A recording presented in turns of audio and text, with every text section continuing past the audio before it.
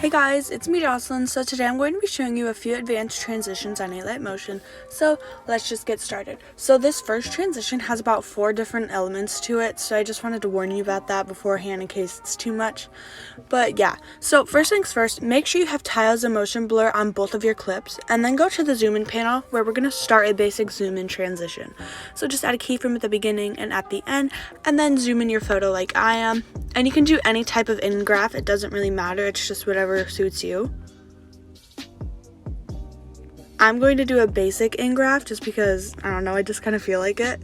Just look like that starting off, and then we're just going to go ahead on our second photo and then zoom it out on the first keyframe, just like this, and then we're just going to do a basic out graph.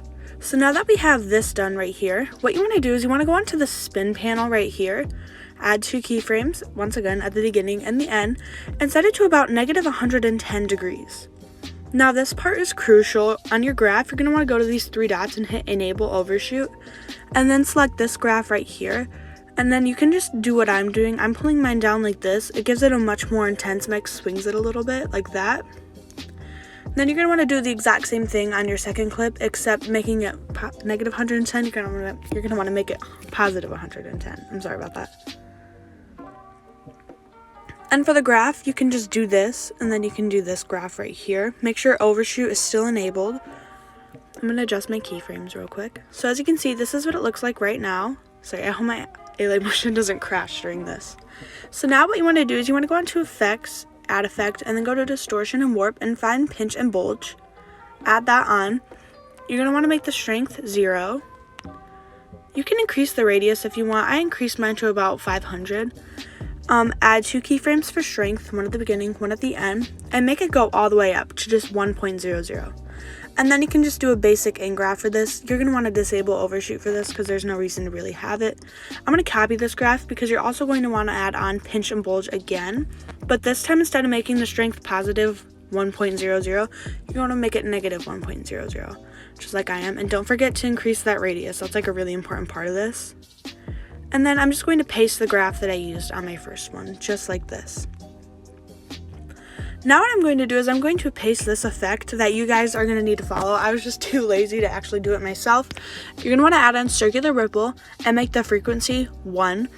And then go to radius and make that 0.8, so it just looks like that.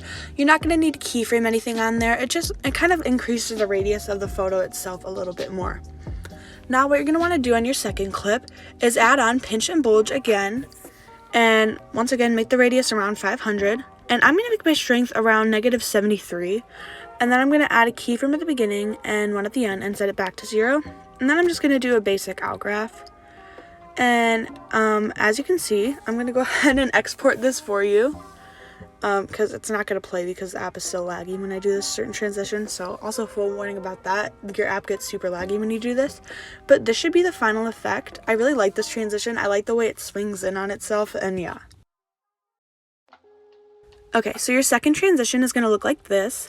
Now, I'm going to get the effects part done beforehand so I don't have to worry about that later.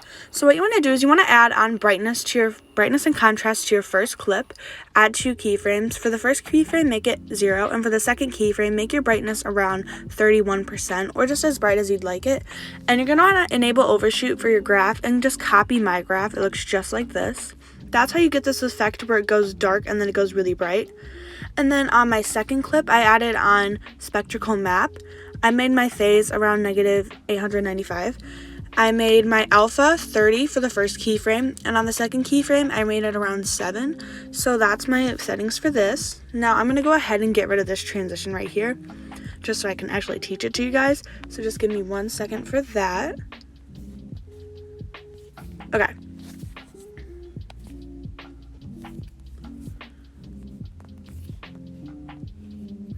Okay, so first things first, you're going to want to go ahead and make sure tiles and motion blur are on your photo and that brightness and contrast, and then go to move and transform, and then go to the zoom in panel. Make sure you tap the little infinity key in the middle and add 2 keyframes, one at the beginning and one at the end. And on the second keyframe, make it look like the photo is closing in on itself. You can do this as intense or not intense as you'd like. It really depends on you.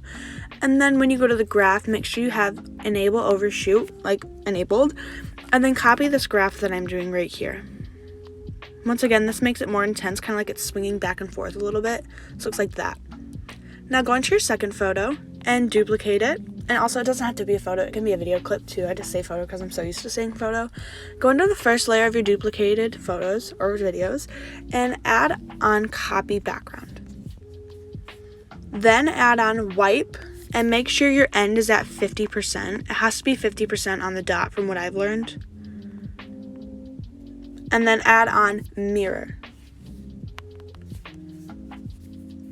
Now go onto your bottom clip and then separate the two photos in the move and transform as far as you possibly can, to the point where your background isn't showing, just as far as you can, just like this.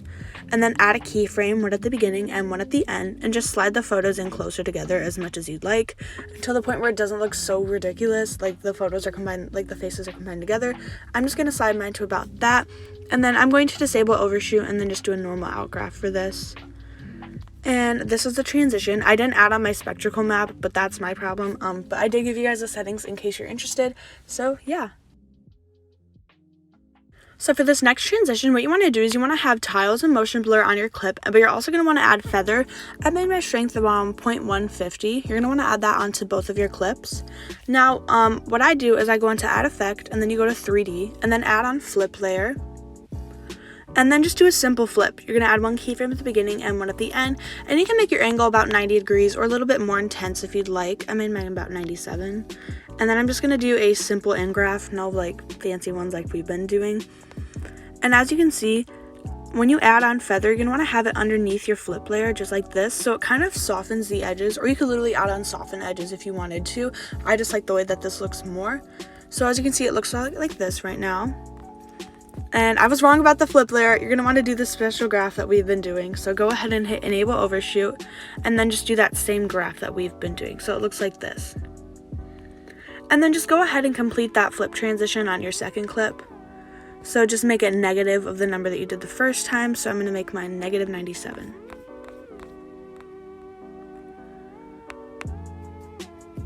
And then just do a regular outgraph. It doesn't really matter. As you can see, so this is the transition. Okay, I gotta move my feather down so you can actually see it. And then the most crucial part is going onto your spin panel and adding a key from the beginning and at the end and making it around negative 110 for the first keyframe. And then you're gonna want to do that special graph that we've been doing. That's like really the whole bulk of these transitions. So it looks like this. And then go into your second clip and then just complete the spin transition with a positive number instead of a negative number this time, and then just do a simple outgraph. And I'm going to export this once again for you guys so you guys can actually see what the transition looks like. And it'll end up looking like this. So this last transition is a bit complicated, but I'm going to try and explain it in best terms that I can. So what you want to do is you want to have your photo set up like this, and then the photo that's on top of your bottom photo, make sure you duplicate it. And then on the first layer, add on wipe, and keyframes start from 100% to 0%. And then on your second layer, make sure wipe is enabled and keyframe end from 0% to 100%, and then just add on a end graph. I also made the feather on these 1.1 just because I like the soft edges look. And then what I did is I keyframed each clip to slide out from a place, like, so it's sliding now, it's sliding in. So as you can see, it's sliding in like that, and then I just keyframe my other one the opposite way. So I'm just going to try and explain that to you. Now, since you have that down, if you have that down right now, what you want to do is on your bottom clip, like the very bottom layer that you haven't added anything to, go to blending and opacity. And I added 2 keyframes for opacity right when the transition started, like the photo started coming in. I added a keyframe, and at the very end I added one, and I made the last keyframe about 46%. So as you can see, it's like the bottom photo is fading as these 2 are coming in. And then what I did is I grouped these 2 photos together. And then I just added on brightness and contrast. And I gave it a little flash, just like this. I just made a quick flash transition. You can add on a graph if you want. It's not necessary.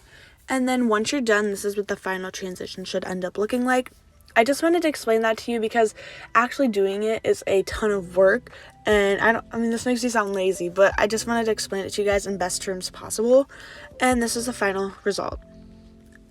And yeah, that was it for today's video. If you guys enjoyed it, please give it a thumbs up and subscribe, and comment down below any tutorial requests you guys might have. Yeah, I love you guys. Bye.